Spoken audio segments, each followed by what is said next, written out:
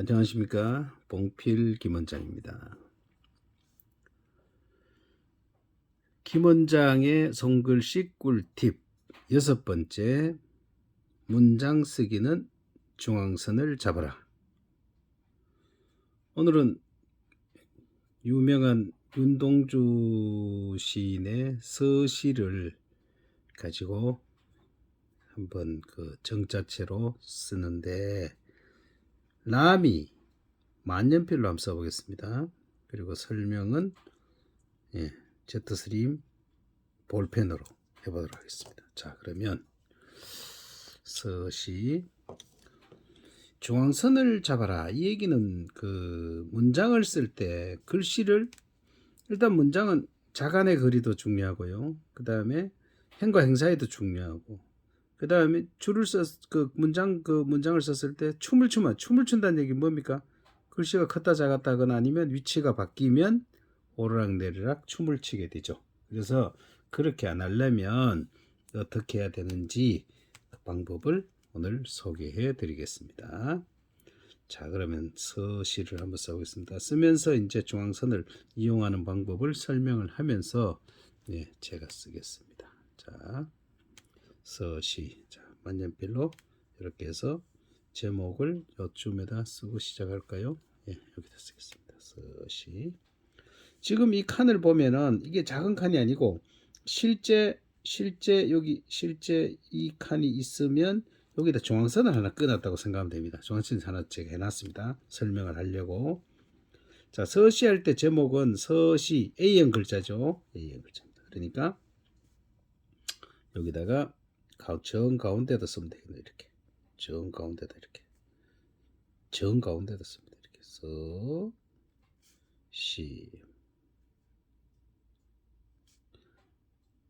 자, 이렇게 썼습니다. A형 글자는 자음을 정 가운데 써라, 이런 얘기죠. 여기다가 줄을 잡고 쓰지 말고 여기다가 작가 이름을 쓰겠습니다. 좀 그래도 여기다 그대로 쓰겠습니다. 자, 윤동주 시입니다.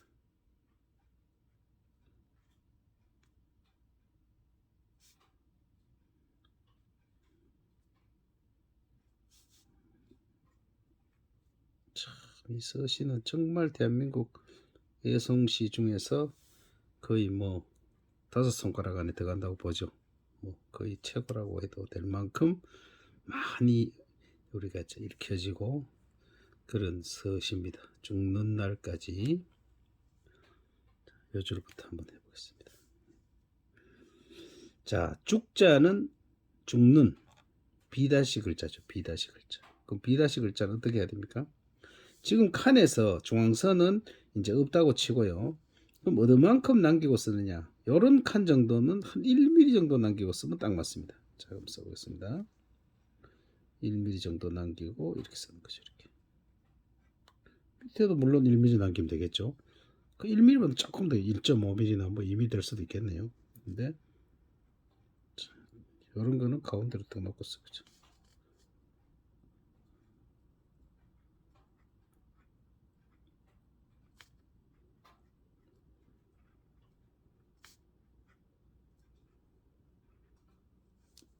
종이가 많이 운다, 그죠? 하늘을 우러러.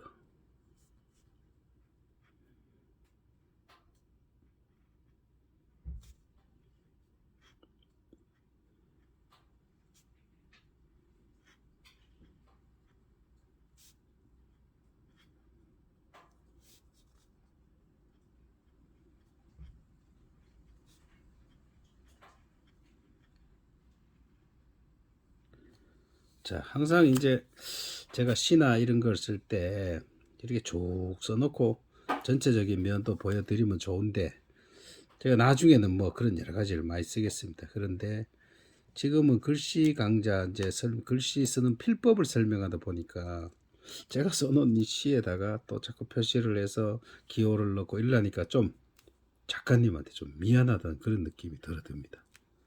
여러분은 어떤지 모르겠습니다. 자, 이 글자는 제목은 건드리지 않겠습니다. 죽는 날까지. 죽는, 이거 비다시 글자죠. 비다시 자형에 따라서 중앙선을 잡는 법이 이제 이루어지니까 이걸 확실하게 해야 됩니다. 세로에 이렇게 중성 모음이 들어가면서 받침이 있으니까 A 다시라 그랬죠. 그 다음에 받침 없는 세로의 글자를 A 글자라고 합니다. 이렇게 A 글자. 그 다음 요런 글자. 우리가 이제 보통 얘기하는데 이런 거를 세로 모음, 세로로 이렇게 글자가 전개해 가니까 세로 모음, 이런 가로 모음 이렇게 얘기하죠. 너무 이렇게 길기도 하고 그렇습니다. 물론 좋은 표현입니다만은 간단하게 저는 표현하겠습니다. 이렇게 가로 모음, 세로에 들어가서 모음이 들어가서 받침 없는 걸 A, 이런 글자는 B죠. 이렇게 세로 모음인데 받침이 없는, 저는 중심을 모든 모음을 가지고 중심을 잡아서 이름을 지었습니다. 가로핵 모음이 들어가는데 받침이 없으니까 B, 그럼 이거는 받침이 있으니까 B 다시라고 이렇게 표현을 합니다. 그 다음 이거는 A형 글자죠. A형, 세로에 들어가는 A형 글자. 여기도 월등하게 A형 글자가 5글자나 있고 그 다음에 B형 글자 하나에 B 다시 글자 4글자 이렇게 있습니다. 그럼 요거를 알아야 어떻게 쓰느냐가 설명이 되거든요. 자, 전체적으로 이 칸에서 A형 글자와 A-형 글자와 B-형 글자는 키가 같다. 여러 차례 말씀드렸습니다. 단 B형 글자는 키가 같지 않다. 어떠냐? 이게 그 이 세 글자의 글씨의 키라면 B형 글자는 요만큼씩 작게 써라. 단 우나 유가 모음으로 왔을 때는 거의 같이 써라 이 얘기죠.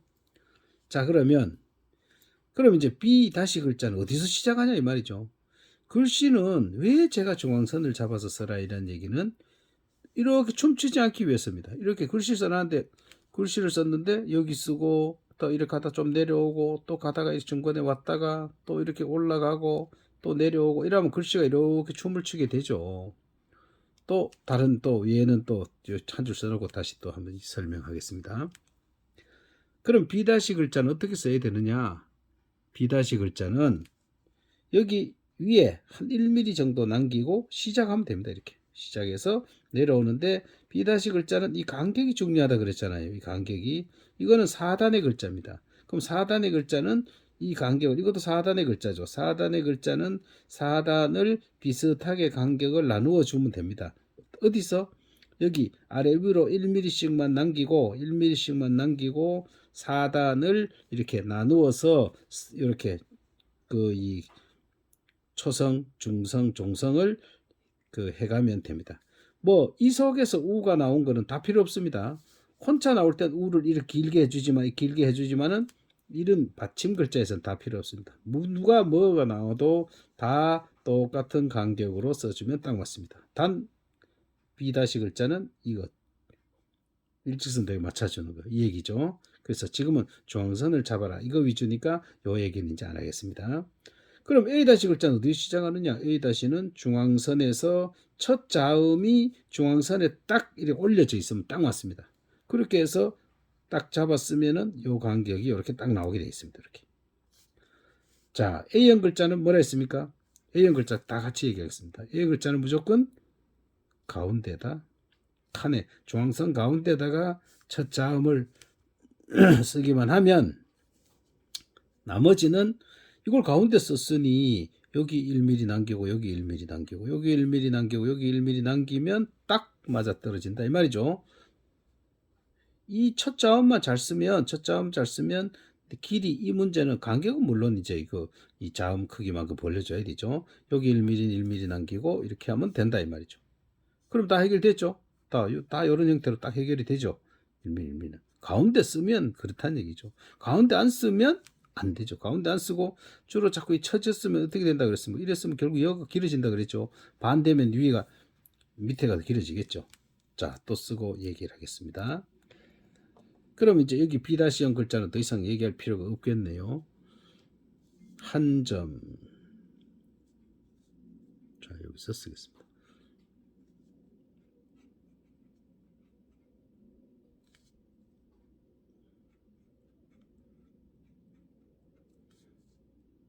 부자는 좀 커야 됩니다.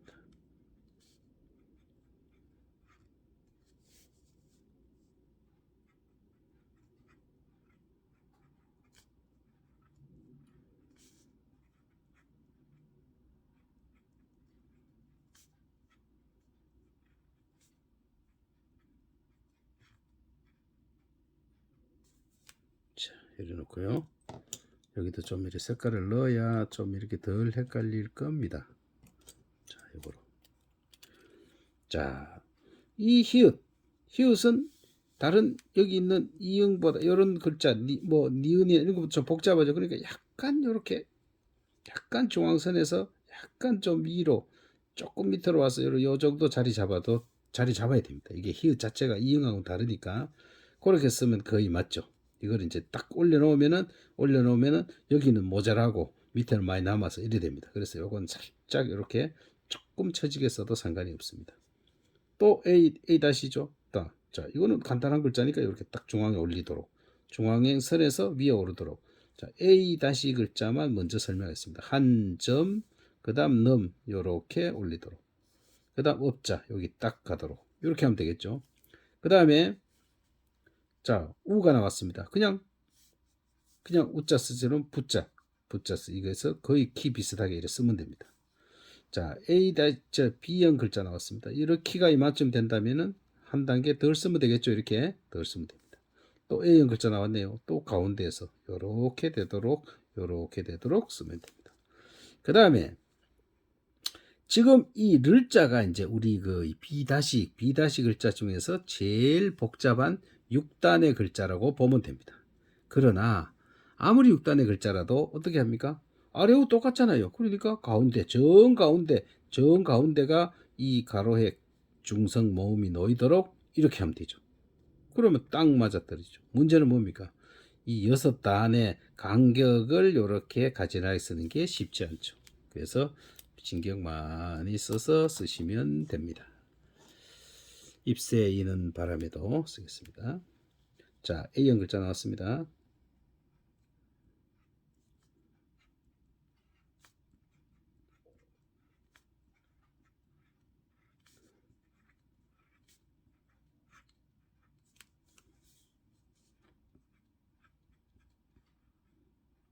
그리고 이렇게 울렁거리죠.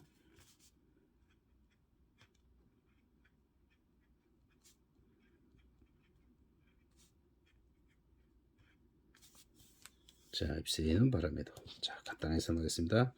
자, A-형 글자. 자, 여기 올려가면 되죠. A-형. 요거 두 개밖에 없네요. 이렇게 해서 전개. 자, A형 글자 무조건 가운데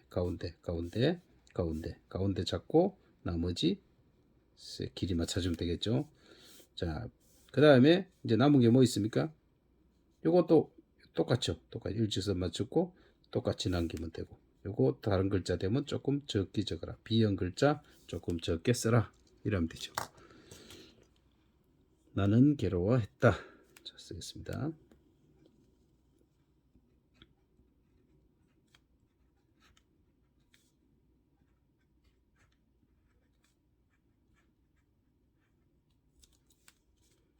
괴로워했다.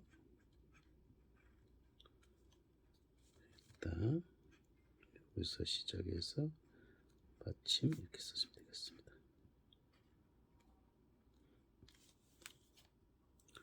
쭉 좀 쓸까요? 별을 노래하는 마음으로.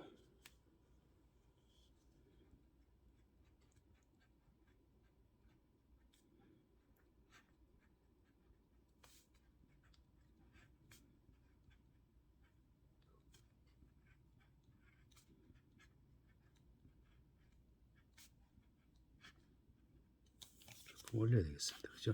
보이지도 않았죠? 죄송합니다. 별을 노래하는 마음으로. 뭐 설명할라네, 글씨 쓸라네, 이거 하면 볼라네.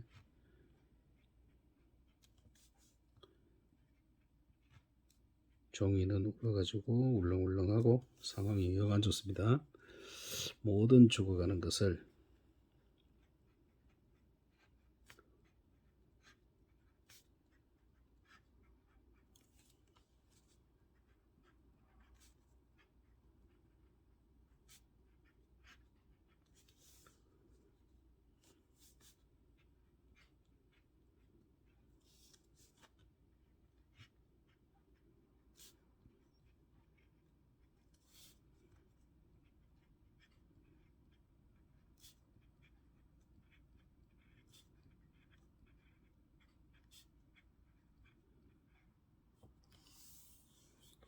조금 올리겠습니다. 그리고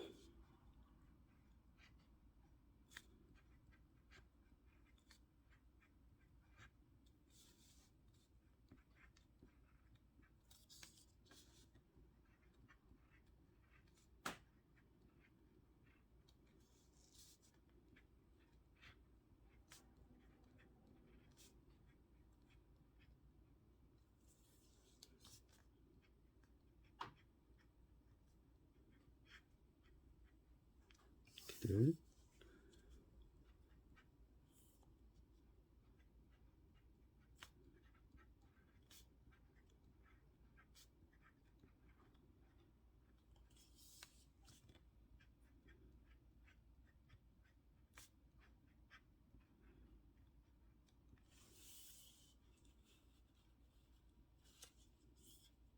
이거는 좀 띄워야 되겠습니다. 원시도 그러니까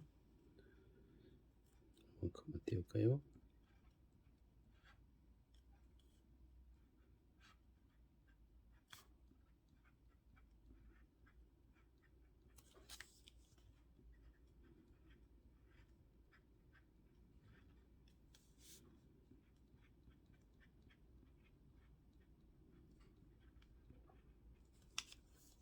별이 바람에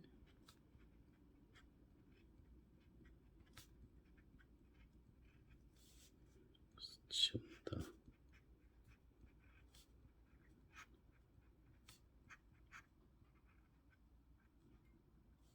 예. 자, 그럼 설명 좀 들어가겠습니다. 자, 왜 이렇게 이 중앙선을 잡아서 써야 되는 큰 이유를 한번 설명해 보겠습니다. 자, 낮자는 어떻게 써야 된다. 뭐 이것저것 설명드렸고, 지금 전체적으로 보면 이 지금 이 줄과 줄 사이, 이 줄과 줄 사이에 요렇게 남기고 지금 썼지 않습니까? 그래서 가령 여기에 1mm 남기고 여기에 1mm 남기고 또 다음 줄에서 여기 1mm 남기고 여기 1mm 남기고 또 1mm 남기고 이래 했으니까 결론적으로는 뭡니까?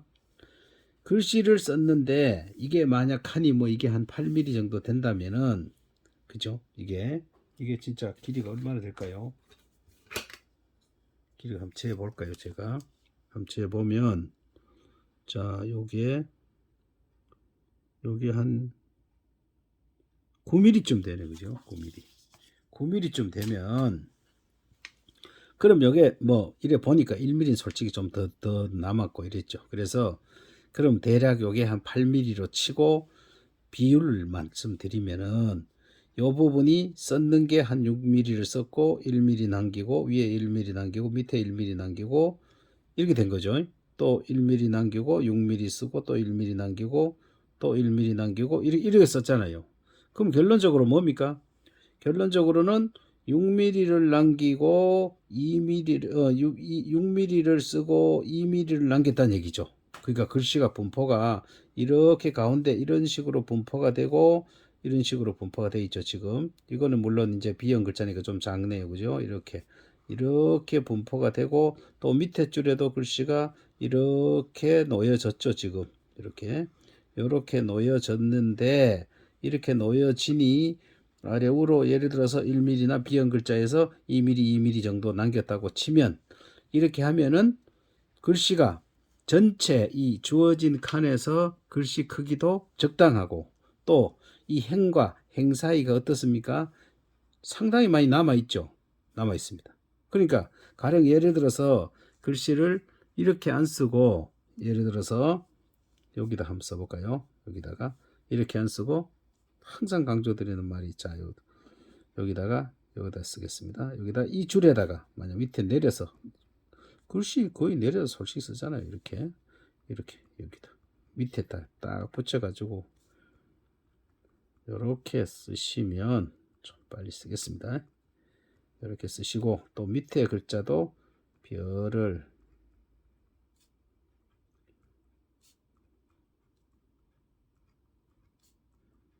이렇게 밑줄에 맞춰서 쓰면은 쓰기는 쉬워요. 솔직히 쉽죠. 밑에 맞춰 쓰면 되니까 이렇게 요까지 내려오면 되고 뭐 위에 남기고 뭐 적당히 시작해서 요까지 쓰면 되니까 그러면 결국은 어디 됩니까? 줄이 이렇게 있는데 줄이 이렇게 지금은 아주 가는 줄이 덜 보이지만은 실제 노트는 안 그렇잖아요. 줄이 싹싹가 있잖아요. 줄이 이래 있는데 밑에 붙어서 너무 답답하고 요 부분은 너무 많이 이 부분은 너무 많이 남아서 좀 후원하고 이래야 된다 이 말입니다. 그런데 이거는 글씨 이래 되면 글씨를 크게 못 씁니다. 이렇게 되기 때문에 밑에가 답답하니까 결국 위에 좀 많이 남기기 위해서 글씨 작게 쓰게 되죠. 그런데 이거는 글씨를 크게 써도 아래 위로 1mm씩 남으니까 글씨를 써놔도 넉넉하잖아요. 이 칸이 넉넉하잖아요. 이 칸이 이 행과 행 사이가 상당히 넉넉하죠. 그거는 이유가 뭡니까? 가운데 중앙선을 잡아서 아래 위로 조금씩 일정하게 남겨줬기 때문에 이렇게 보인다는 얘기죠. 그리고 또 하나는 글씨가 절대 아래 위로 이렇게 춤을 추지 않죠. 이렇게 춤을 출 리가 없죠. 가운데로 쭉 가니까 춤을 출 일이 없습니다. 그래서 반드시 문장 쓰기는 중앙선을 잡아서 써야 되고 또 하나 또 강조드리고 싶은 건 뭐냐면 글자와 글자 사이에 이 자간의 거리가 자간이 일정해야 됩니다. 이렇게 일정하게 나가야 됩니다. 이렇게. 그 다음 띄어쓰기는 이렇게 띄어쓰기는 확실히 한자 정도 확실히 띄워줘야 되고요. 이렇게 자간의 거리가 일정하면서 띄어쓰기는 확실히 자 자간의 거리가 일정하면서 띄어쓰기를 확실히 이렇게 하려면 어떻게 해야 되느냐 이렇게 하려면요 한 덩어리씩 써야 됩니다. 이렇게 그리고 나에게 주어진 길을 걸어가. 이거는 한 덩어리죠. 띄어쓰기 하면 되잖아요. 그러니까 살짝 펜촉 하나가 살짝 지나갈 정도만 조금씩 그거보다 조금씩 이렇게 더 이렇게 이 정도로 살짝 띄어서 자간 거리를 맞춰주면 전체적으로 써놓으면 폼이 딱 납니다. 그래서 오늘은 김 원장의 손글씨 꿀팁 7가지 중에서 6번째 문장 쓰기는 중앙선을 잡아라. 제가 이제 그 영상 그 앞에요 초두에 글씨는 세로액이 중요하다. 그래서 세로액 점을 이제 찍어서 45도 점을 찍어서 세로액을 확실히 해라. 그래서 그 세로액이 글씨의 진짜 기둥이고 진수입니다. 참 제일 중요한 겁니다. 그럼 문장 쓰기에서 제일 중요한 게 뭐냐? 중앙선을 잡아서 자간 거리를 일정하게 하고 띄어쓰기를 확실히 해주고 그렇게 하는 것이 문장에서 글씨는 한 글자 한 글자를 잘 쓰는 걸 보는 게 아닙니다. 이렇게 전체적으로 지금 써놓은 것처럼 전체적으로 봤을 때 이렇게 지금은 여기 뭐 설명한다고 뭐 동그라미도 있고 뭐 A도 있고 B도 있고 이렇습니다만은 전체적으로 봤을 때 글씨가 이렇게 가지런하게 꼭 큰 숲을 보듯이 그렇게 자연스러운 게 잘 쓴 글씨입니다. 예, 오늘은 이제 6번째, 이제 다음 시간에는 7번째 이제 신자 6법을 이제 우리가 수시로 연습하는 영상에서 찾아뵙도록 하겠습니다. 오늘도 대단히 고맙습니다.